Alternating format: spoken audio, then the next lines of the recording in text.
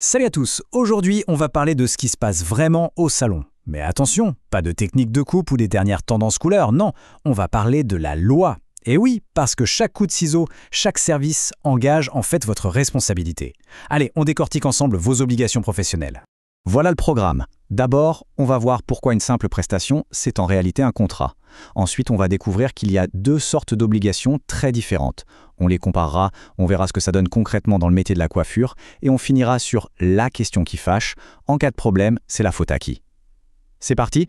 Allez, on commence par le début. Chaque fois qu'une personne s'assoit dans votre fauteuil, il se passe quelque chose de bien plus formel qu'on ne l'imagine. On pourrait se dire que non, évidemment, c'est juste un service, un moment d'échange. Et pourtant, d'un point de vue juridique, la réponse est un grand oui. C'est un contrat en bonne et due forme. Pour bien comprendre ça, on doit juste définir deux petits mots.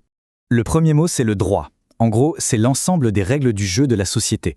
C'est ce qui dit ce qu'on peut faire, ce qu'on ne peut pas faire et ce qu'on est obligé de faire. Par exemple, c'est le droit qui impose à un salon de respecter des règles d'hygiène strictes. Et au cœur de ces règles, il y a cette notion d'obligation. C'est tout simplement un engagement. C'est la promesse de faire quelque chose pour quelqu'un d'autre, dans un cadre bien précis, comme celui d'un contrat. Donc si on applique ça au salon, ça devient limpide. Le coiffeur ou la coiffeuse a l'obligation de faire la coupe, la couleur, bref, la prestation demandée. Et de l'autre côté, le client ou la cliente a l'obligation de payer pour ce service. C'est un échange de promesses, d'engagement, c'est la définition même d'un contrat. Ok, donc on est bien d'accord, au salon, on signe des contrats toute la journée. Maintenant attention, c'est là que ça devient vraiment intéressant. Parce que devant la loi, toutes les promesses, toutes les obligations ne se valent pas. Il en existe deux grands types. La première, c'est l'obligation de moyens. Ici, le professionnel ne garantit pas d'atteindre un résultat précis. Ce qu'il promet, c'est de tout mettre en œuvre, d'utiliser tout son savoir-faire, ses compétences, les bons produits pour essayer d'y arriver. L'important, c'est l'effort fourni, le professionnalisme. Pour le retenir, c'est cette phrase-là. C'est une promesse de sérieux, une promesse de faire de son mieux. Mais le résultat final, lui, peut avoir une part d'incertitude. Pour bien comprendre l'obligation de moyens, le plus simple, c'est encore de la comparer à son contraire, l'obligation de résultat. Et pour ça, on va apprendre deux exemples que tout le monde connaît. L'obligation de résultat, c'est tout l'inverse. Ici, plus de place au doute. Le professionnel s'engage à livrer un résultat bien précis, bien déterminé. L'objectif doit être atteint, un point c'est tout. La promesse qui va avec est donc beaucoup plus forte, beaucoup plus directe. C'est une garantie de succès. Si ça ne marche pas, le contrat n'est pas rempli. Et voici l'illustration parfaite. Un médecin, lui, a une obligation de moyens. Il doit poser le bon diagnostic, prescrire le bon traitement, mais il ne peut pas garantir à 100% la guérison, parce que plein de facteurs lui échappent. À l'opposé, un livreur, lui, a une obligation de résultat. On ne lui demande pas d'essayer de livrer le colis, on lui demande de le livrer. Si le colis n'arrive pas au bon endroit, eh bien, le contrat est cassé. C'est aussi simple que ça. Allez, revenons à nos ciseaux. Maintenant qu'on a bien ces différences en tête, la grande question c'est, le métier de coiffeur, on le classe où? Prenons un cas pratique, un cas technique, la coloration. Est-ce que le professionnel promet que le résultat sera pile poil identique à la photo du magazine ou est-ce qu'il promet de mettre toute sa technique en œuvre pour s'en approcher le plus possible?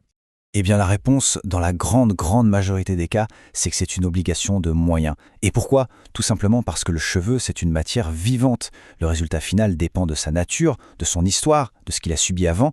Impossible de tout maîtriser. Par contre, ce qu'on peut maîtriser, c'est sa technique, ses produits et ses gestes. Alors, mettre en œuvre tous les moyens, ça veut dire quoi concrètement au quotidien? Eh bien, ça veut dire choisir les bons produits, ceux qui sont adaptés. Ça veut dire respecter les temps de pause à la minute près, maîtriser ses techniques sur le bout des doigts, avoir une hygiène irréprochable et, un point super important, bien conseiller la clientèle, c'est-à-dire aussi savoir dire ce qui n'est pas possible. On arrive maintenant au point le plus sensible, le nerf de la guerre.